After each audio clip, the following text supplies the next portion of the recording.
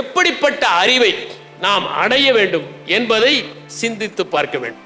இலக்கிய அறிவு, இலக்கியங்களை படிப்பதால் நாம் இலக்கிய அறிவை பெறுகிறோம். எதற்காக இலக்கியங்களை படிக்க வேண்டும்? ஜெயகாந்தனுடைய நூல்களை படித்தால் ஒரு சாதாரண மனிதன் கூட கம்பீரமாக இருப்பதை பார்க்க முடியும். சாதாரண மனிதனை பார்த்தால் அவனை மதிக்க வேண்டும் என்கின்ற எண்ணம் நமக்கு தோன்றும். ஒரு ரிக்ஷா எடுக்கிறவனை பார்த்தால் அவர்களும் மனிதர்கள் தான், அவர்கள் பண்புள்ளவர்கள் என்று அழைப்பதற்கு தோன்றும். இலக்கியம் படிக்கிற போதுதான் எளிய மக்களை நாம் நேசிக்க முடியும், அவர்களை நாம் பண்போடு நடத்த முடியும். சங்க இலக்கியங்களை படிக்கிற போதுதான் நாம் எவ்வளவு செறிவாக வாழ வேண்டும், இயற்கை சார்ந்து வாழ வேண்டும் என்பதை உணர முடியும். இன்று தாவரவியல் படிக்கிற மாணவர்களிடம் கூட 99 மலர்களின் பெயரை சொல் என்றால் தெரியாது. ஆனால் கபிலர் குறிஞ்சிப்பாட்டில் 99 மலர்களின் பெயரை வரிசையாக சொன்னார். அவற்றின் தாவரையியல் பெயர்களை எல்லாம் தேடி கண்டுபிடித்து செம்மொழி மாநாட்டு மலரில் அவற்றை படங்களோடு வெளியிட்டது தமிழ்நாடு அரசு. அதனால் சங்க இலக்கியங்களை படிக்க வேண்டும். சிலப்பதிகாரத்தை படித்தால்தான் எவ்வாறு நீதி பரிபாலனம் செய்ய முடியும் என்பதை உணர முடியும். நீங்கள் மணிமேகலை படித்தால்தான் அற உணர்வோடு எப்படி திகழ முடியும் என்பதை தெரிந்து கொள்ள முடியும். டால்ஸ்டாயை படித்தால்தான் மனித நேயத்தோடு ஒருவர் எவ்வாறு நடந்து கொள்ள முடியும் என்பதை உணர முடியும். அவருடைய அற்புதமான ஒரு நூல் உண்டு, அதுதான் ரிசரக்ஷன். குற்ற உணர்வினால் பாதிக்கப்பட்ட ஒருவன் தான் செய்த தவறை திருத்திக் கொள்வதற்காக எடுக்கிற முயற்சி தான் 1000 பக்கங்கள் கொண்ட புத்துயிர் என்கின்ற அந்த நாடகம். அதை வாசித்தால் நீங்கள் 2 நாட்களுக்கு தூங்க முடியாது. அப்படி அற்புதமான நூல்களை எல்லாம் வாசித்து இலக்கியங்களை படித்து பாரதியாரின் கவிதைகளை புரிந்து கொண்டு பாரதிதாசனின் தமிழை உறிஞ்சிக்கொண்டு நீங்கள் பெறுகிற அறிவு என்பது உங்களுடைய வாழ்க்கையில் உங்களை இன்னும் மேன்மைப்படுத்திக் கொள்வதற்காக, ரசவாதம் செய்வதற்காக, உங்களிடம் இருக்கிற அழுக்குகளை எல்லாம் அகற்றுவதற்காக, இன்னும் வானவீதியிலே சிறகுகளை விரித்து பறப்பதற்காக உதவும். நீங்கள் மாப்பசாரின் கதையை படித்தால்தான் எதற்காகவும் இரவல் வாங்கக்கூடாது என்பதை தெரிந்து கொள்வீர்கள். ஷேக்ஸ்பியருடைய நாடகங்களை படித்தால்தான் மகத்தான மனிதன் கூட ஒரு சின்ன தவறு செய்தால் மலையிலிருந்து உருட்டிவிடப்படுவான் என்பதை நீங்கள் புரிந்து கொள்ள முடியும். நீங்கள் ஃபாஸ்டஸை படித்தால்தான் நிறைய அறிவு பெற்றால் மட்டும் போதாது, சலனங்களுக்கு இடம் கொடுக்க கூடாது என்பதை தெரிந்து கொள்வீர்கள். பேக்கனை படித்தால்தான் சில புத்தகங்களை வெறுமனே வாசிக்க கூடாது, படித்து ஜீரணம் செய்து உள்வாங்கிக் கொள்ள வேண்டும் என்பதை உணர முடியும். மில்டனை படித்தால்தான் சொர்க்கம் என்பது வெளியே இல்லை, நீங்கள் இருக்கிற இடத்தைத்தான் சொர்க்கமாகவோ நரகமாகவோ ஆக்கிக் கொள்கிறீர்கள் என்பதை நீங்கள் உணர முடியும். நீங்கள் வேர்ட்ஸ்வர்த்தை படித்தால்தான் டேஃபடில் மலர்களை ரசிப்பதற்கு நீங்கள் கற்றுக்கொள்ள முடியும். கோல்ரிட்ஜை படித்தால்தான் எந்த உயிருக்கும் தீங்கிழைக்க கூடாது என்று ஏன்ஷியன் மெரைனர் என்கிற அந்த புத்தகத்தில் இருந்து புரிந்து கொள்ள முடியும். எஸ் ராமகிருஷ்ணன் எழுதிய பேசும் கல் என்கிற அந்த சிறுகதையை படித்தால்தான் நீங்கள் எந்த இயற்கையும் பாழ்படுத்தக்கூடாது, அது தன் இயல்பை இழந்துவிடும் என்பதை உணர முடியும். ஜெயமோகனின் சோற்று கணக்கை படித்தால்தான் அடுத்தவர்களுக்கு சோறு போடுவதை ஒருபோதும் கணக்கில் வைத்துக் கொள்ளக்கூடாது என்பதை நாம் தெரிந்து கொள்ள முடியும். இப்படியெல்லாம் இலக்கிய அறிவை நீங்கள் பெறுவதற்கு இலக்கியங்களை வாசிக்க வேண்டும். சரித்திர அறிவு, நீங்கள் வரலாற்றை வாசிக்கிற போது மன்னர்களின் வரலாற்றை மட்டும் வாசிக்காதீர்கள், சக்கரவர்த்திகளின் சிம்மாசனங்களை மட்டும் வாசிக்காதீர்கள், சாமானியவர்களுடைய வாழ்க்கை பாருங்கள். செவ்விந்தியர்கள் இடம்பெயர்த்த போது ஏற்பட்ட அவருடைய கண்ணீரின் கால் தடங்களை படியுங்கள். அடிமைகள் எல்லாம் ஆப்பிரிக்காவில் இருந்து கப்பல்களில் சங்கிலிகளால் பிணைக்கப்பட்டு நாடு கடத்தப்பட்ட போதும், கசையடியால் அவர்கள் வேலை வாங்கப்பட்ட போதும், அவர்கள் கால் விரல் துண்டிக்கப்பட்ட போதும், அவர்கள் வாரிசுகள் கொடுமைப்படுத்தப்பட்ட போதும் எவ்வளவு துயரம் அடைந்திருப்பார்கள் என்பதை நீங்கள் சரித்திரத்தை படித்துத்தான் கற்றுக்கொள்ள வேண்டும்.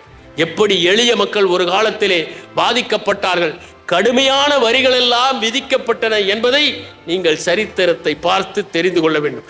அதே நேரத்தில் மக்களுக்காக வாழ்ந்த மன்னர்கள் எப்படி இருந்தார்கள், எப்படி தலைவர்கள் என்பவர்கள் பிறப்பினால் வரவில்லை, திறமையினால் வளர்ந்தார்கள் என்பதையும் நீங்கள் அறிந்து கொள்வதற்கு நிச்சயமாக வரலாற்றை படிப்பது அவசியம். நீங்கள் பொருளாதாரத்தை படிக்க வேண்டும். 50 ஆண்டுகளுக்கு முன்னால் 2 மிதிவண்டிகள் இருந்தாலே அந்த வீடு பணக்கார வீடு. ஆனால் இன்று ஒவ்வொரு வீட்டிலும் 4 கார்கள் நிற்கிற அளவிற்கு நம்முடைய பொருளாதாரம் வேறு திசையிலே சென்று கொண்டிருக்கிறது. பொருளாதாரத்தை பற்றி நீங்கள் படிக்கிற போது பணத்தின் மதிப்பை தெரிந்து கொள்ள வேண்டும். எப்படி வரவு செலவு பட்டியல் தயாரிக்கப்படுகிறது என்பதை புரிந்து கொள்ள வேண்டும். பற்றாக்குறை பட்ஜெட் என்றால் என்ன என்பதை நீங்கள் உணர வேண்டும். ஒரு காலத்திலே வங்காளத்திலே ஒரு பஞ்சம் ஏற்பட்டது. அது உணவு உற்பத்தி இல்லாததால் அல்ல, விளைந்த தானியங்கள் எல்லாம் இங்கிலாந்திலே இருக்கிற சிப்பாய்களுடைய உணவுக்காக எடுத்து செல்லப்பட்ட காரணத்தால் வங்காளத்திலே மனிதர்களாக உருவாக்கிய பஞ்சத்தினால் பலர் மடிந்து போனார்கள். அப்போது வங்காளத்திலே மக்கள் மடிகிறார்கள், தானியங்களை நாம் அனுப்ப வேண்டும் என்று ஒருவர் குறிப்பு எழுதி வைத்த போது சர்ச்சில் சொன்னதாக ஒரு தகவல் உண்டு. அப்படி இந்தியாவிலே மக்கள் செத்தால் ஏன் காந்தி இன்னும் சாகவில்லை என்று கேட்டதாக. நீங்கள் மிசோரத்திலே திடீரென மூங்கில்கள் எல்லாம் பூத்துவிட்டன. அதனால் எலிகளின் எண்ணிக்கை அதிகமாயின. அவை தானியங்களை எல்லாம் தின்று தீர்த்தன. அப்போது உரிய நேரத்தில் அங்கே தானியங்கள் அனுப்பப்படாத காரணத்தால் தான் ஒரு புரட்சி படை உருவானது. எனவே நாம் வீரங்களிகளில் மட்டும் புரட்சி வருவதில்லை, மூங்கில்களிலும் புரட்சி வரும், புல்லாங்குழல்களிலும் புரட்சி வரும் என்பதை பொருளாதாரத்தை பற்றி படிக்கிற போது புரிந்து கொள்ளலாம். சட்டத்தை பற்றி நாம் அறிந்து கொள்ள வேண்டும். எதற்காக? நம்முடைய அரசியலமைப்பு சட்டம் எவ்வாறு உருவாக்கப்பட்டது, அந்த அரசியலமைப்பு சட்டத்தின் முகவரியில் என்னெல்லாம் குறிப்பிடப்பட்டிருக்கிறது என்பதை தெரிந்து கொள்ள வேண்டும். நம்முடைய அடிப்படை கடமைகள் என்ன, அடிப்படை உரிமைகள் என்ன, ஒரு சட்ட திருத்தத்தை கொண்டு வருவதற்கு என்ன வழிமுறைகள் இருக்கின்றன, ஒரு மாநிலத்தை உருவாக்க வேண்டும் என்றால் அந்த மாநிலத்தை எவ்வாறு உருவாக்க முடியும், மாநிலத்தின் சம்மதத்தோடு உருவாக்க முடியுமா, சம்மதம் இல்லாமல் உருவாக்க முடியுமா என்பதையெல்லாம் நாம் தெரிந்து கொள்வதற்கு அரசியல் அமைப்பு சட்டத்தை நாம் படிக்க வேண்டும். அரசியல் அமைப்பின் அடிப்படை கூறுகளை மாற்றக்கூடாது என்று கேசவானந்த் பாரதி என்கின்ற வழக்கில் ஒரு தீர்ப்பு சொல்லப்பட்டது. அந்த தீர்ப்பை நாம் அனைவரும் தெரிந்து கொள்ள வேண்டும். ஏனென்றால் அதுதான் நம்முடைய அடிப்படை கூறுகள் மாற்றப்படாமல் இருப்பதற்கான முக்கியமான காரணம். மொழியியல் அறிவையும் பெற்றிருக்க வேண்டும். நம் தமிழ் மொழியின் சிறப்பு என்ன, சிறப்பு எழுத்துக்கள் ர ந போன்றவை, இந்த மொழியின் சொற்றொடர்கள் எப்படி இருக்கின்றன, மற்ற மொழிகளோடு ஒப்பிடுகிற போது தமிழ் மொழி எவ்வாறு இயங்குகிறது, தமிழ் மொழியியல் என்ன என்பதை புரிந்து கொள்ள வேண்டும். தமிழிலே சொற்களுக்கு எதிர்காலம் உண்டு, நிகழ்காலம் உண்டு, இறந்த காலம் உண்டு. ஆனால் ஆங்கிலத்தில் இறந்த காலமும் நிகழ்காலமும் உண்டு, ஆனால் எதிர்காலம் இல்லை. ஏனென்றால் இன்னொன்றை சேர்த்தால்தான் எதிர்காலம் வரும். கம் கேம், வில் கம் என்று எழுத வேண்டும். அந்த வில்லை போட்டால்தான் நாம் எதிர்காலத்தை உருவாக்க முடியும். இவற்றையெல்லாம் தெரிந்து கொள்வதற்கு, நம் மொழி குடும்பத்தை பற்றி அறிந்து கொள்வதற்கு, உலக மொழி குடும்பங்களை பற்றி நாம் புரிந்து கொள்வதற்கு, எப்படி உச்சரிக்க வேண்டும் என்பதை அறிந்து கொள்வதற்கு மொழியியல் அறிவு மிகவும் தேவை. அடுத்தது பண்பாட்டு அறிவு. நம்முடைய பண்பாட்டை பற்றி நீங்கள் அறிய வேண்டும் என்றால், ஒரு காலத்திலே எப்படி விருந்தோம்பல் இருந்தது. விருந்து என்றால் உறவினர்கள் அல்ல, சித்தப்பா மகனும் அத்தை மகளும் அல்ல, அறியாதவர்கள் தான் தமிழ்நாட்டில் விருந்தினர்களாக கருதப்பட்டார்கள். உங்கள் இல்லத்துக்கு வருகிறவர்கள் எல்லாம் விருந்தினர்கள் தான். அவர்களுக்கு நீங்கள் யாழை அடகு வைத்து, வாளை அடகு வைத்து உணவு உண்பதற்கு வசதிகள் செய்ய வேண்டும் என்பதை பண்பாட்டில் இருந்து தெரிந்து கொள்கிறோம். வீரம் எப்படிப்பட்டது இருந்தது என்பதை நாம் புரிந்து கொள்ள வேண்டும். மகனை போர்க்களத்தில் இழந்தால் அவன் முதுகிலே கத்தி பாய்ந்திருக்கிறதா அல்லது நெஞ்சிலே வேல் பாய்ந்திருக்கிறதா என்று பார்க்கிற தாய்மார்கள் இருந்தார்கள். வீரமரணம் அடைந்தவர்களை நடுகள் இட்டு கொண்டாடி வழிபட்டார்கள் தமிழர்கள் என்பதை புரிந்து கொள்ள வேண்டும். துணிச்சலோடு எப்படி வாழ வேண்டும், மானத்தோடு எப்படி வாழ வேண்டும். தண்ணீரை குடிப்பதற்கு கேட்டு சிறைச்சாலையில் காவலன் கொடுக்கவில்லை என்பதற்காக உண்ணா நோன்பு இறந்தவர்களை பற்றி தெரிந்து கொள்வதற்கு நாம் பண்பாட்டை பற்றிய அறிவை புரிந்து கொள்ள வேண்டும். பண்பாட்டின் அறிவு தெரிந்தால்தான் நாமும் பண்பாடோடு நடந்து கொள்ள முடியும். நம் சக மனிதர்களை நேசிக்க முடியும், நாம் அவர்களிடம் அன்பு காட்ட முடியும், நட்பு காட்ட முடியும். இவற்றிற்கெல்லாம் பண்பாடு பற்றிய அறிவு தேவை. அடுத்தது நாகரிகம் பற்றிய அறிவு. நாகரிகத்திற்கும் பண்பாட்டிற்கும் என்ன வேறுபாடு? நாகரிகம் என்பது வீட்டை சுத்தமாக வைத்துக் கொள்வது, பண்பாடு என்பது வீதியையும் சுத்தமாக வைத்துக் கொள்வது. அதுதான் வேறுபாடு. நாம் எப்படி வீடு கட்டினோம், நாம் எப்படி உடை உடுக்க தொடங்கினோம். ஒரு காலத்தில் நம்மிடம் தைத்த உடைகள் இல்லை, கால் சட்டைகள் இல்லை. விஜயநகர பேரரசு இங்கே வந்த பிறகுதான் கால் சட்டைகள் தைக்கிற வழக்கம் உண்டானது. நம் உணவிலே என்ன மாற்றங்கள் ஏற்பட்டது, நாம் எவ்வாறு நம்முடைய வாழ்க்கை முறையை வகுத்து கொண்டோம் என்பதையெல்லாம் அறிந்து கொள்வதற்கு நாகரிகத்தை பற்றி நாம் தெரிந்து கொள்வது அவசியம். அடுத்ததாக உணர்வை பற்றிய அறிவு. உணர்வு என்றால் நம்முடைய உணர்ச்சிகள் எப்படி உண்டாகின்றன. மனிதன் ஒரு ஆபத்தை சந்தித்தால் ஒன்று அவன் எதிர்க்கிறான் அல்லது ஓடுகிறான். ஏன் இது ஏற்படுகிறது? அவனுக்கு கோபம் ஏன் ஏற்படுகிறது? அச்சம் ஏன் ஏற்படுகிறது? அவனுக்கு விரக்தி ஏன் ஏற்படுகிறது? அவனுக்கு எப்படி மன அழுத்தம் ஏற்படுகிறது என்பதையெல்லாம் அறிந்து கொள்வதுதான் உணர்ச்சிகளை பற்றிய அறிவு. எவன் ஒருவன் தன்னுடைய உணர்ச்சிகளை கட்டுப்பாட்டிலே வைத்துக் கொள்கிறானோ அவன் மற்றவர்களை எளிதில் சந்தித்து அவனிடம் வெற்றியை சாதித்துக் கொள்கிறான். அதனால் உணர்ச்சிகளை பற்றிய அறிவு முக்கியம். அடுத்ததாக உணவை பற்றிய அறிவு. நம்முடைய உணவிலே என்ன சத்து இருக்கிறது? எதை சாப்பிட்டால் உடலுக்கு நல்லது? இப்போது நீங்கள் எந்த உணவகத்திற்கு சென்றாலும் எது உடலுக்கு அதிக கேடு விளைவிக்குமோ அதுதான் அதிகமாக விற்பனை ஆகிறது என்பதை நீங்கள் பார்க்கலாம். பதப்படுத்தப்பட்ட உணவை சாப்பிடுவதால் என்ன கோளாறுகள் ஏற்படும்? துரித உணவை சாப்பிடுவதால் உங்கள் குடல் எப்படி பாதிக்கப்படும்? நான் ஹவு நாட் டு டை என்கிற புத்தகத்தை வாசித்தேன். அதிலே ஒரு தகவல் இருக்கிறது. நீங்கள் அதிக பழங்களையும் காய்கறிகளையும் நார்ச்சத்து உள்ள உணவையும் சாப்பிட்டால் உங்களுக்கு புற்றுநோய் கூட வராது, உங்களுக்கு அல்சைமர் வராது, உங்களுக்கு ஞாபக மறதி வராது. எனவே நாம் சாப்பிடுகிற உணவில் சத்து இருக்கிறதா, வைட்டமின் இருக்கிறதா, அதிலே புரதம் இருக்கிறதா, அதிலே கொழுப்பு இருக்கிறதா என்பதையெல்லாம் தெரிந்து கொண்டு உண்பதுதான் உணவை பற்றிய அறிவு.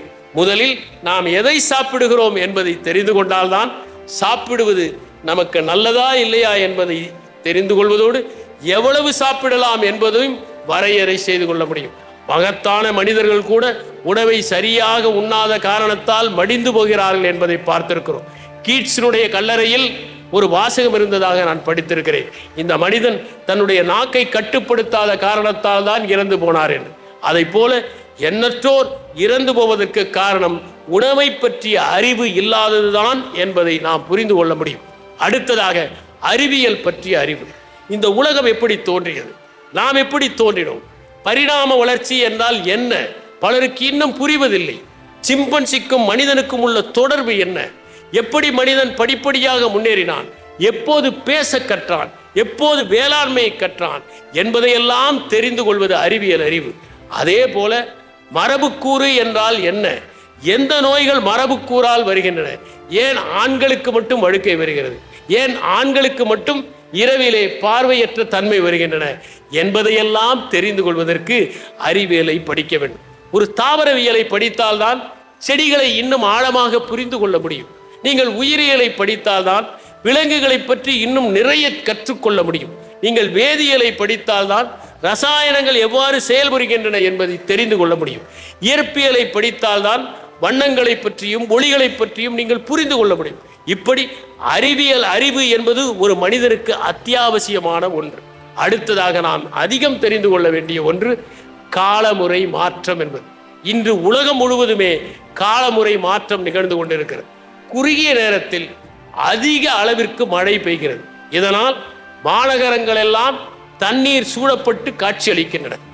ஓராண்டு பெய்கிற மழை 10 நாட்களில் பெய்து தீர்க்கிறது. ஒரு மாதத்தில் பெய்கிற மழை ஒரு நாளில் பெய்கிறது. இதனால் அந்த தண்ணீர் செல்ல வழி இல்லை. தண்ணீர் செல்கிற வழிகளில் எல்லாம் நாங்கள் கட்டடங்களை கட்டி வைத்திருக்கிறோம், நாங்கள் அவற்றை ஆக்கிரமித்திருக்கிறோம். இதனால் அந்த தண்ணீர் செல்ல முடியாத நிலை. உலகம் வெப்பமயமாக ஆகிக் கொண்டிருக்கிறது, நாம் அப்பமயமாக ஆகிக் கொண்டிருக்கிறோம்.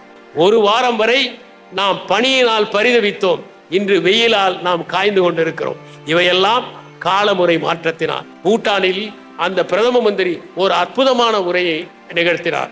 மற்றவர்கள் எல்லாம் கார்பன் நியூட்ரல் என்று சொல்வார்கள், ஆனால் நாங்கள் பூட்டானிலே கார்பன் நெகட்டிவ் என்பதை வைத்திருக்கிறோம். ஏனென்றால் எங்களிடம் 60% வனங்கள் இருக்கின்றன என்று குறிப்பிட்டார். எனவே நாம் இந்த காலமுறை மாற்றத்தை எவ்வாறு சந்திப்பது என்பதை அறிந்து கொள்வதற்கு அதை பற்றிய அறிவு நமக்கு தேவை. மாசு எப்படி ஏற்படுகிறது? நாம் அனைவருமே தொடர்ந்து இந்த இயற்கையில் மாசு ஏற்படுத்தி கொண்டே இருக்கிறோம். இன்று மாநகரங்களில் ஓடுகின்ற வாகனங்கள் உமிழ்கின்ற கார்பன் மிகவும் அதிகமாக இருக்கிறது. ஆனால் அவற்றை உறிஞ்சிக் கொள்வதற்கு போதிய அளவிற்கு மரங்கள் நம்மிடம் இல்லை. அது மட்டும் இல்லை, காற்று மாசுபடுகிறது, நீர் மாசுபடுகிறது, மண் மாசுபடுகிறது. ரசாயன பொருட்களை அதிகம் பயன்படுத்துவதால் சில நேரங்களில் பூச்சிகள் கூட எதிர்ப்பு சக்தியை வளர்த்துக் கொள்கின்றன. அதனால் எவ்வளவு மருந்து அடித்தாலும் அவை சாவதில்லை. ஒரு காலத்தில் நம் வீட்டிலே சில கொசு விரட்டிகளை வைத்தால் கொசுக்கள் வராது.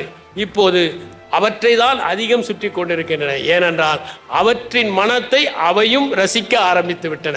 அந்த அளவிற்கு சுற்றுச்சூழல் பாதிக்கப்படுகிற போது நாம் அவற்றை எவ்வாறு பாதுகாப்பது? இன்று காற்றிலே பேசுவதனால் மக்களுடைய சத்தம் அதிகரித்து கொண்டிருக்கிறது. நீங்கள் ஒரு வீட்டிற்கு சென்றால் அந்த வீட்டிலே அமைதியே இல்லை. ஏனென்றால் ஒரு பக்கம் கணனி இயங்கிக் கொண்டிருக்கிறது, இன்னொரு பக்கம் தொலைக்காட்சி ஓடிக்கொண்டிருக்கிறது. வீட்டில் இருக்கிற 4 பேரும் 4 பேரோடு கைபேசியிலே பேசிக் கொண்டிருக்கிறார்கள். உள்ளே கிரைண்டர் ஓடிக்கொண்டிருக்கிறது, அருகிலேயே மிக்சி இயங்கிக் கொண்டிருக்கிறது, இன்னொரு இடத்தில் வாஷிங் மிஷின் ஓடிக்கொண்டிருக்கிறது. இத்தனை சத்தங்கள் காதிலே விழுந்தால் நாம் 12,000 ஹெர்ட்ஸ் வரை கேட்கலாம் என்று சொன்னேன். அது 5,000 குறைந்துவிடும் என்பதுதான் உண்மை. அதனால் அதை பற்றியும் நாம் அறிந்து கொள்வது அவசியம். அதை போலவே சுற்றுச்சூழலை பற்றியும் வனங்களை பற்றியும் நாம் தெரிந்து கொள்ள வேண்டும். நாம் எவ்வளவுதான் நினைத்தாலும் இயற்கை உற்பத்தி செய்கிற ஒரு மரத்தை போல செயற்கையாக செய்ய முடியாது. ஏனென்றால் இயற்கையாக உற்பத்தி செய்கிற ஒரு மரம் வீரியம் மிக்கதாக இருக்கும். இன்னொன்றையும் நான் சொல்ல விரும்புகிறேன். மனிதன் நட்ட மரங்களை விட மண்ணே நட்ட மரங்கள் தான் அதிகம். கரங்கள் நட்ட மரங்களை விட காற்றே நட்ட மரங்கள் தான் அதிகம். அப்படி மரங்களெல்லாம் நடப்பட வேண்டும் என்றால், மரங்களை காப்பாற்ற வேண்டும் என்றால் சுற்றுச்சூழல் பற்றிய அறிவு நமக்கு தேவை. மண் சார்ந்த மரங்களை நாம் நடுவதற்கு முயற்சி செய்ய வேண்டும். அப்படி மண் சார்ந்த மரங்களை நட்டால் அவர் கார்பனை உறிஞ்சிக் கொள்ளும். இப்போது கார்பன் டை ஆக்சைடு என்று சொல்லப்படுகின்ற அந்த வாயு காற்று மண்டலத்தில் 0.03% தான் இருக்க வேண்டும். அது அதிகரித்து கொண்டு இருக்கிறது என்று சொல்கிறார்கள். அது அதிகரித்தால் பனிமலைகள் எல்லாம் உருகும். அதற்கு பிறகு பசுமை வாயுக்கள் அதிகமாகும், கடல் மட்டம் உயரும், கடல் அரிப்பு ஏற்படும். இதனால் பலவிதமான நோய்கள் ஏற்படும். தோலிலே புற்றுநோய் போன்றவை தோன்றும், வெப்பம் அதிகரிக்கும். இவற்றையெல்லாம் மனத்தில் வைத்து மரங்களை பாதுகாப்ப, தாவரங்களை பாதுகாக்க, வன உயிரினங்களை பாதுகாப்பதற்கு நாம் முயற்சி செய்ய வேண்டும். ஏனென்றால் இந்த காடுகளை எல்லாம் பட்டாக்கத்தியுடன் பங்களாவை பாதுகாக்கிற கூர்காவை போல வனவிலங்குகள் தான் பாதுகாத்து வந்தன என்பதை நாம் உணர வேண்டும். எனவே வனங்களை பற்றியும் சுற்றுச்சூழலை பற்றியும் நாம் அறிவை பெற வேண்டும். அடுத்தது மானுடவியலை பற்றிய அறிவு. மனிதர்கள் இனக்குடிகளாக எப்படி இருந்தார்கள்? தமிழ் நிலமே இனக்குடிகளை பற்றிய வரலாறைத்தான் சங்க இலக்கியத்திலே பாடுகிறது. குறிஞ்சி எப்படி இனக்குடியாக இருந்தது, முல்லை எப்படி இருந்தது, நெய்தல் எப்படி இருந்தது என்பதை நாம் வாசிக்கின்றோம். அவர்களுடைய பழக்க வழக்கங்கள் என்ன, அவர்கள் எப்படி ஒருவரை ஒருவர் தெரிந்து வைத்திருந்தார்கள், அவர்கள் எப்படி வன்முறையற்ற வாழ்க்கையை வாழ்ந்தார்கள். நீங்கள் குறிஞ்சி நிலத்திலே இருக்கிற விவசாயத்தை பற்றி படித்தால், யானைகள் வந்தால் அவர்கள் தீப்பந்தங்களை வைத்து துரத்துவார்களே தவிர அவர்கள் ஒருபோதும் அந்த யானைக்கு தீங்கு விளைவிக்க மாட்டார்கள். ஊராளி என்கின்ற ஒரு இனக்குடியினரை பற்றி அண்மையில் ஒரு புத்தகத்தில் வாசித்தேன். யானை வந்தால் அவர்கள் அந்த யானையை எப்படி விரட்டுவார்கள் என்பதை படித்த போது எனக்கு வியப்பு ஏற்பட்டது. அவர்கள் யானையிடம் கொஞ்சமாக உண்டுவிட்டு நீ சென்று விடு, நாங்களும் உண்ண வேண்டும் என்று சொல்வார்களா? அந்த அளவிற்கு அந்த யானையோடு அவர்கள் இணக்கமான ஒரு வாழ்க்கையை வாழ்ந்தார்கள். கிளிகள் வந்தால் விரட்டுவார்கள், அந்த கிளிகளை துன்புறுத்த மாட்டார்கள். இப்படி இனக்குடிகள் எப்படி வாழ்ந்தார்கள் என்பதை நான் பார்க்க வேண்டும். பப்பா நியூ கினியா என்கிற இடத்தில் போரே என்கிற ஒரு இனக்குடி இருந்தார். அங்கே ஒரு இறந்து போனால் அந்த வீட்டில் இருப்பவர்கள் அந்த இறந்து போனவருடைய உடலை உண்ண வேண்டும், பெண்கள் தான் மூளையை உண்ண வேண்டும். இப்படி உண்பதால் அவர்களுக்கு மிகப்பெரிய நோய் வந்தது என்பதையும் நாம் பார்க்கிறோம். இப்படி இனக்குடிகளை பற்றி அறிந்து கொள்வதும், மானுடம் எப்படி ஒவ்வொரு இடத்திலும் ஒவ்வொரு விதமாக இயங்குகிறது என்பதை தெரிந்து கொள்வதற்கும் மானுடவியலை நாம் படிக்க வேண்டும். சமூகவியலை பற்றியும் நாம் தெரிந்து கொள்ள வேண்டும். ஏனென்றால் குடும்பம் என்பதே சமூக ரீதியான ஒரு நிறுவனம். எப்படி சொத்து உருவானது, எப்படி சமூகம் உருவானது, சமூகத்தின் கட்டுக்கோப்பு என்ன, அவற்றின் பழக்கம் என்ன என்பதை பற்றியெல்லாம் நாம் அறிந்து கொள்ள வேண்டும். திருமணம் எப்படி உருவானது? ஒரு காலத்தில் இரத்த சம்பந்தமான உறவுகளிலிருந்து மனிதன் ஒருவனுக்கு ஒருத்தி என்கிற நிலையை எப்படி அடைந்தான்? பெண்ணாதிக்க சமுதாயமாக இருந்தது, எப்போது ஆணாதிக்க சமுதாயமாக ஆனது?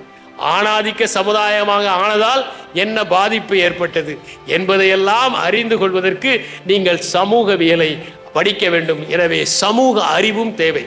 அடுத்ததாக மிகவும் முக்கியம், நாமெல்லாம் முக்கியமாக பின்பற்ற வேண்டிய ஒன்று நிதி பற்றிய அறிவு. எப்படி சிக்கனமாக இருக்க வேண்டும், எதிலே முதலீடு செய்ய வேண்டும், எவ்வாறு நிதியை பயன்படுத்த வேண்டும், எவ்வாறு வரியை தவிர்க்கலாம், வரி ஏய்ப்பு என்றால் என்ன, வரி தவிர்ப்பு என்றால் என்ன என்பதையெல்லாம் தெரிந்து கொள்வதற்கு நிதி மேலாண்மை தேவை. இது தெரியாததால் தான் தொடர்ந்து எத்தனை மோசடி நிறுவனங்கள் வந்தாலும் அவற்றில் முதலீடு செய்து பிறகு அரசாங்கத்தின் கதவுகளை பலர் தட்டுகிற சூழ்நிலை ஏற்படுகிறது. நாளைக்கே ஒருவர் 30% என்று வந்தால் ஒரு பெரிய வரிசையில் நின்று முதலீடு செய்வதற்கு மக்கள் தயாராக இருப்பதற்கு காரணம் அவர்களுக்கு நிதி பற்றிய அறிவு இல்லாத காரணத்தால் தான். நிர்வாகம் பற்றிய அறிவும் மிகவும் முக்கியம். ஏனென்றால் எந்த பணி யாருக்கு உரியது என்பதை அவர்கள் தெரிந்து கொள்ள வேண்டும். ஒரு மனு கொடுத்தால் மட்டும் ஒரு செயல் நடந்து விடாது. எவ்வாறு யாரிடம் அணுக வேண்டும் என்பதை புரிந்து கொள்ள வேண்டும். நிர்வாக நடைமுறையை தெரிந்து கொள்ள வேண்டும். எவற்றிற்கு நாம் மனு கொடுத்தால் பயன் இருக்கும் என்பதையும் யாரை அணுக வேண்டும் என்பதையும் தெரிந்து கொள்வதும் நிர்வாகத்தின் முக்கியமான ஒரு கூறு என்று நான் நினைக்கின்றேன். அடுத்ததாக வாழ்வியல் பற்றிய அறிவு. வாழ்க்கையின் நோக்கமே மகிழ்ச்சியாக இருப்பதுதான். மகிழ்ச்சியை நாம் தியாகம் செய்துவிட்டு எதை பெற்றாலும் அதனால் பயனில்லை. மிகப்பெரிய பதவியை பெற்றும் மகிழ்ச்சி இல்லை என்றால் அதனால் என்ன பயன் என்பதை உணர்த்துவதற்கு நம்மிடம் நிறைய கதைகள் இருக்கின்றன. ஒரு கதையை மட்டும் உங்களுக்கு சொல்கிறேன். ஒரு மன்னன் அரசாட்சியை செய்கிறான்.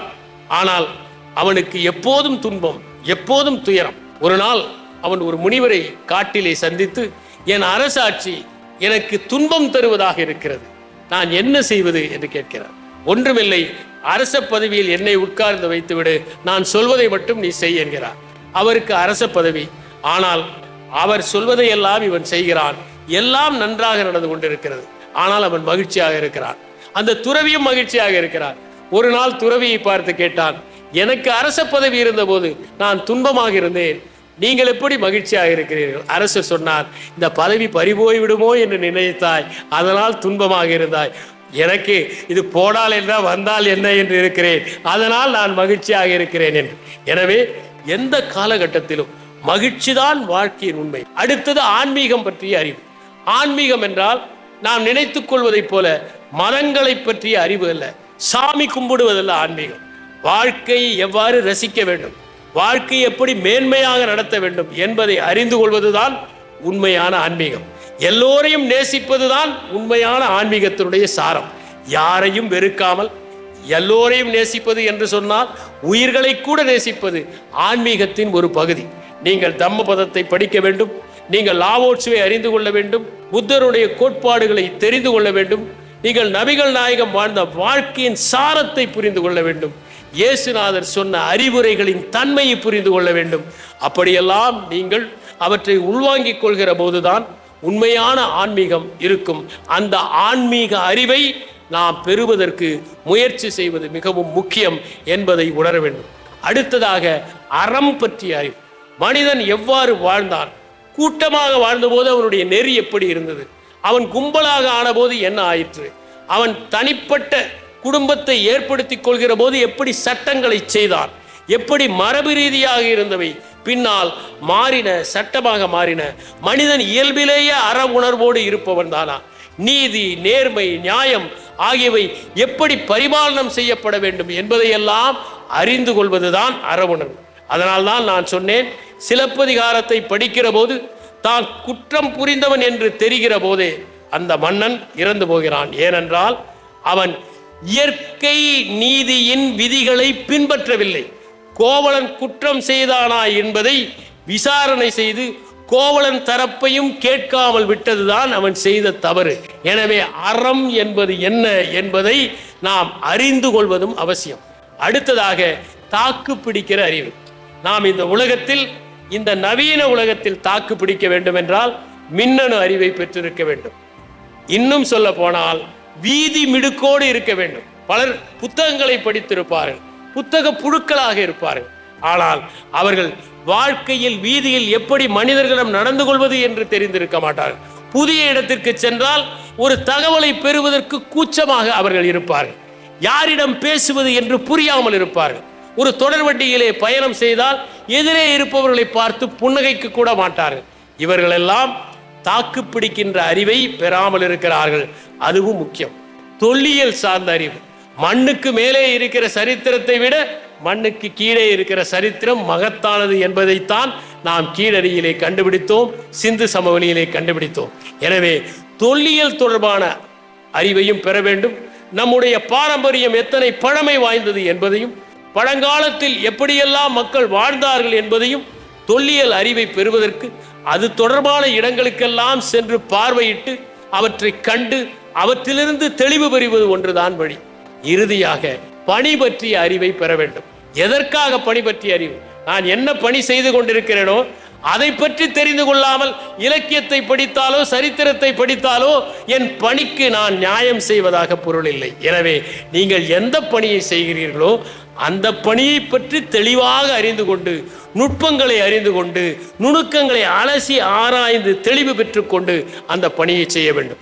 இந்த அறிவுகளையும் ஒருவன் பெறுகிற போதுதான் அறிவு விரிவு பெறுகிறது. அதனால் அறிவை பெறுவது என்பது எளிய மக்களுக்கு நன்மை செய்வதற்காக, அனைத்து மக்களுக்கும் அன்பு செலுத்துவதற்காக, ஒருவர் வாடினால் நம்மால் முடிந்த உதவியை செய்வதற்காக, யாராவது துன்பப்பட்டால் அவர்கள் துயரத்தை துடைப்பதற்காக, அவர்கள் கண்ணீரை அகற்றுவதற்காக, அவர்கள் காயங்களில் களிம்பு தடவுவதற்காக, மானுடம் முழுவதும் செழிக்க வேண்டும் என்ற எண்ணத்தை பெறுவதற்காக. அதனால்தான் ஓர் எச்சரிக்கையை திருவள்ளுவர் சொன்னார், அறிவினான் ஆகுவது உண்டோ பிரிதின் நோய் தன்னோய் போல் போற்றாக்கடை என்று. அடுத்த உயிர்களின் துன்பத்தை தன்னுடைய துன்பமாக நினைக்கிற மனிதன்தான் அறிவு பெற்றவனாக ஆவான். அந்த அறிவை பெற்றால்தான் உண்மையாக நாம் அறிவை விரிவு செய்தோம் என்று கூறி விடைபெறுகிறேன். வணக்கம்.